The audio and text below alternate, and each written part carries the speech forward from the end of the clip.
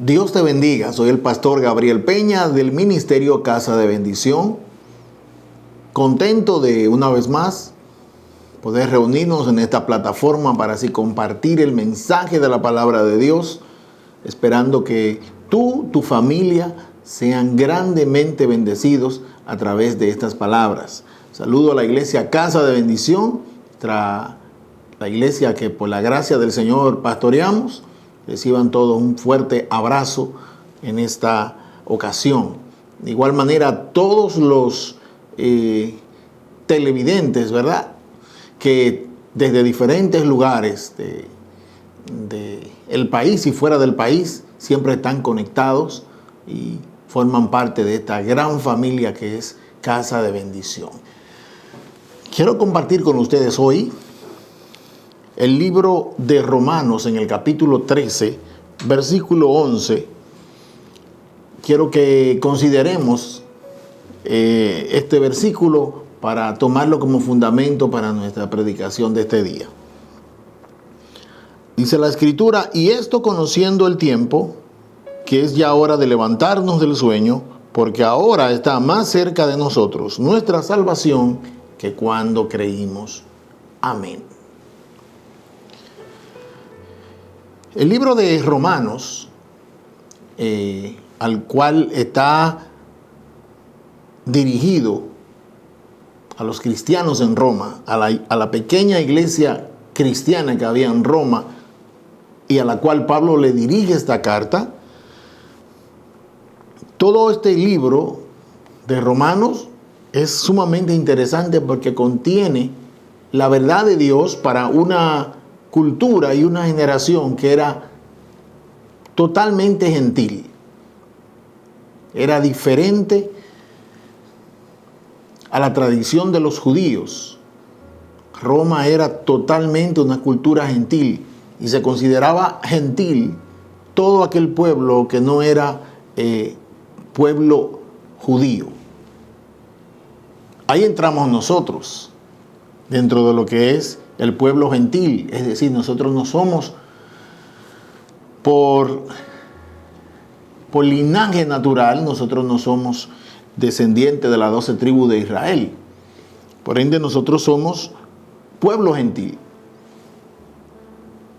Y dice Pablo, que fue llamado a ser el apóstol a los gentiles, en esta carta, nos habla sobre la nueva vida de un creyente, la nueva vida o los deberes, las formas que tenía que seguir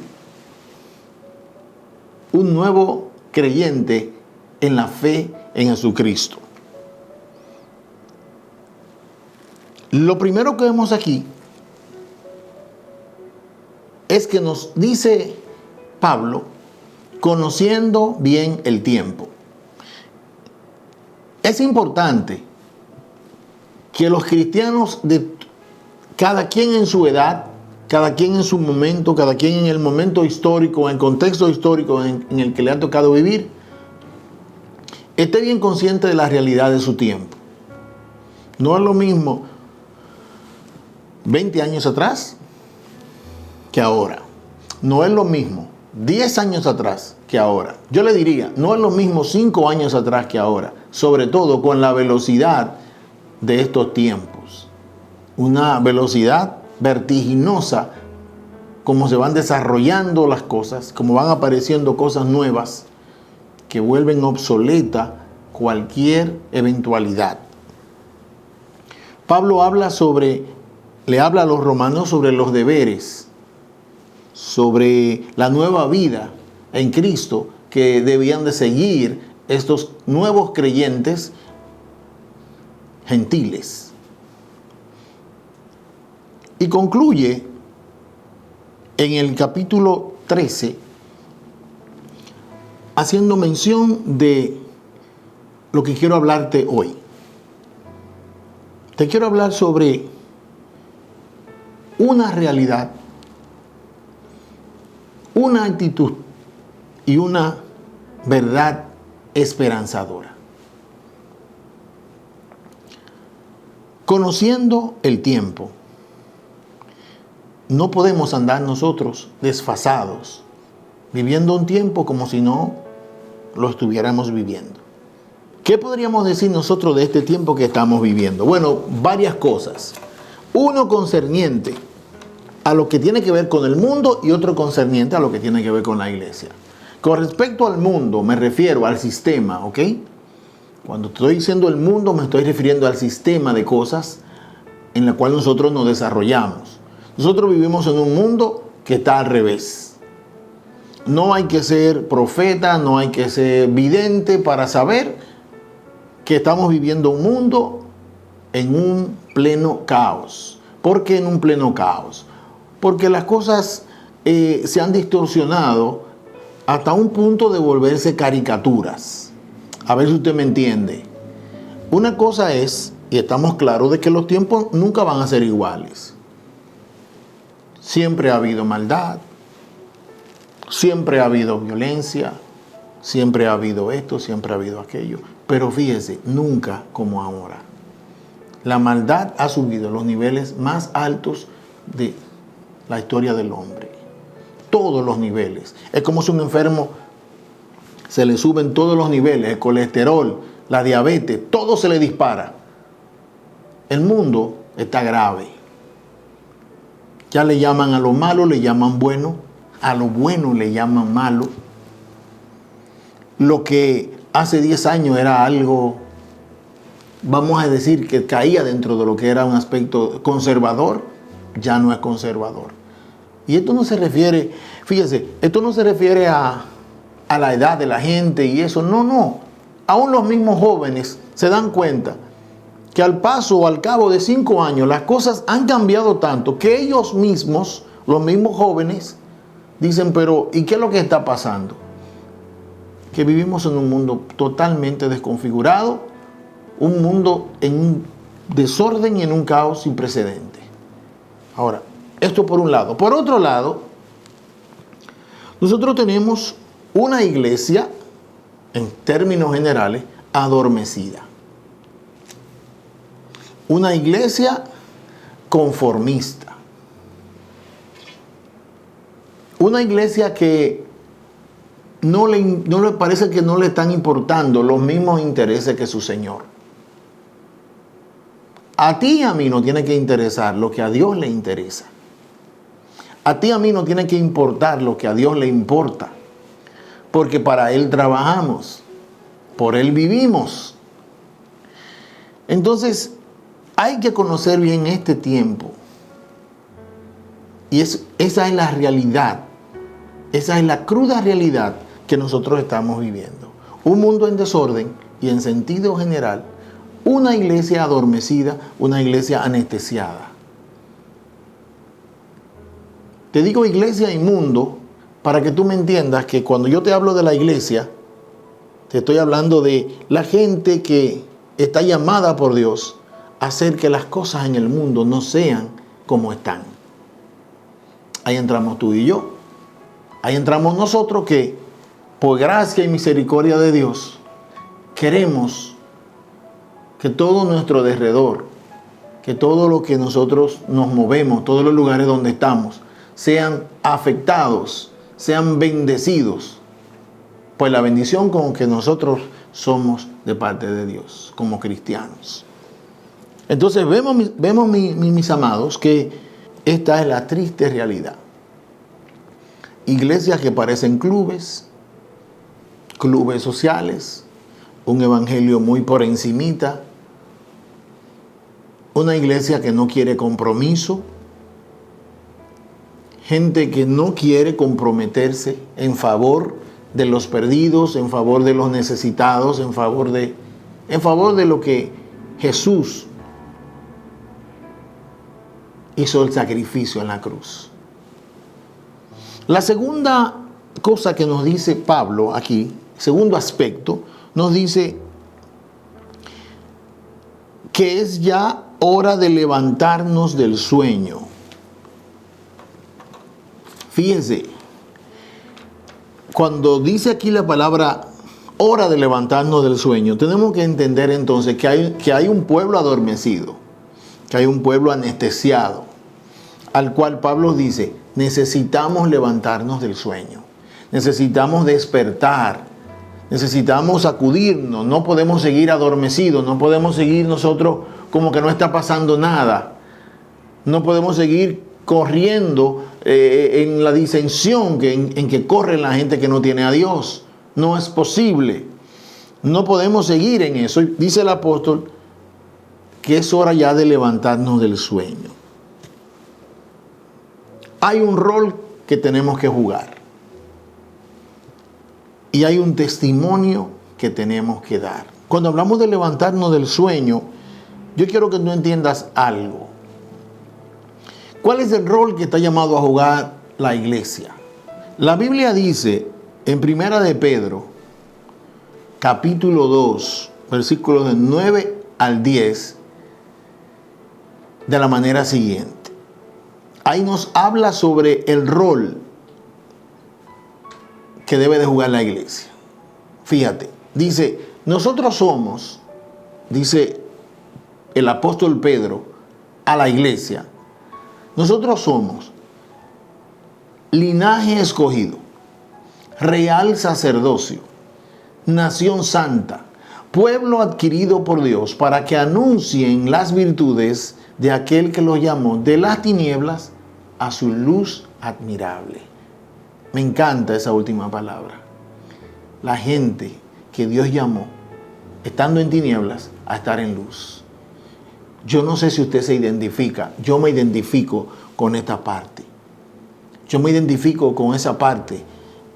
Con que mi vida sin Dios es una vida en tinieblas. Y por su gracia Dios nos aproxima, nos trae a su luz admirable, con el compromiso de que yo anuncie sus virtudes. Dice, nosotros que en otro tiempo no éramos pueblo, pero que ahora somos pueblo. Que en otro tiempo no habíamos alcanzado misericordia, pero que ahora hemos alcanzado misericordia. Hay un rol que jugar. ¿Qué significa que seamos real sacerdocio? El sacerdocio lo que hace es, el rol sacerdotal es que el sacerdote es el hombre que intercede delante de Dios por el pueblo. Esa es la función sacerdotal. Es la función de una iglesia que ora, que intercede, no por grupitos, por todos.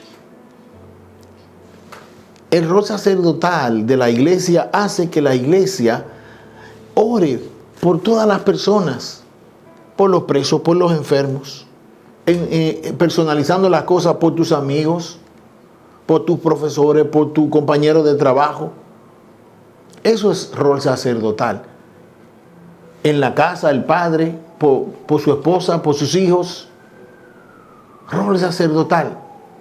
Cuando habla de linaje escogido, está diciendo gente que Dios la aparta porque tienen un rol diferente.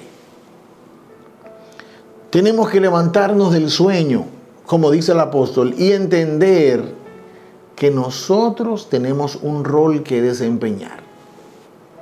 El apóstol Pablo nos dice en Gálatas algo sumamente interesante. En Gálatas capítulo 6, versículo 17, Pablo nos dice algo interesante. ¿Qué nos dice Pablo en Gálatas 6, 17? Dice el apóstol, de aquí en adelante nadie me cause molestias, porque yo traigo en mi cuerpo las marcas del Señor Jesús. ¡Wow! ¿Qué significa esto? Esto tiene que ver con que parte de nosotros levantarnos del sueño tiene que ver con nosotros testificar. Fíjese cómo todo se conecta. Cuando dice que somos un pueblo llamado a anunciar las virtudes de aquel que nos llamó de las tinieblas a su luz admirable, significa que el hecho de anunciar nosotros significa que somos la gente que tenemos que testificar, ser testigos de Dios. ¿Qué significa ser testigo de algo? Que usted vio, que usted experimentó. Cuando usted ha ido a un lugar, a usted nadie puede decirle cómo es ese lugar, porque usted fue ahí, usted estuvo ahí, usted caminó en esa ciudad. Si es una ciudad, usted caminó en esa ciudad. Usted comió en esa ciudad. Usted vio la lluvia caer en esa ciudad. Usted vio el tránsito en esa ciudad. Usted fue testigo del mover de esa ciudad. El Señor nos llama a nosotros a que anunciemos su grandeza siendo testigos de lo que Él hace en nuestras vidas. No hay evidencia más poderosa que un testimonio verdadero en Dios. Me acuerdo de lo que dice la palabra de Dios, aquel ciego de nacimiento. El Señor lo sana. Y todos comienzan a preguntarle, ¿y qué fue lo que pasó? ¿Qué fue lo que Él te hizo? Y este hombre lo que decía era que yo era ciego y ahora veo. Pero que ¿cuál fue el mecanismo que tú tienes? Que yo era ciego y que ahora veo. Dice que lo llamaron a los padres del muchacho, a su papá, a su mamá, y le dijeron, nosotros queremos saber qué ustedes dicen de lo que le pasó con su hijo. Y dice que ellos le dijeron dos cosas, le vamos a decir. Número uno, que ese es nuestro hijo. Y número dos, que él nació ciego. Ahora, de cómo él haya sido sanado, pregúntenle a él, que él es mayor de edad. Y él decía, yo era ciego, ahora veo. Ese hombre, que se llama Jesús, hizo lodo, lo puso en mis ojos, me dijo, ve y lávate, me lavé, y yo no veía, y ahora veo. No hay ningún argumento que pueda refutar las cosas que Dios hace en nuestra vida. Él es todopoderoso. Pablo dice entonces, a mí que nadie me cause molestia, porque yo traigo en mi cuerpo las marcas de Cristo. ¿A qué se refería él cuando dice eso? Mira que algo interesante. En 2 Corintios, en el capítulo 11, mira aquí qué hacía de Pablo una persona que nadie podía venir a decirle una cosa por otra. Pablo dice,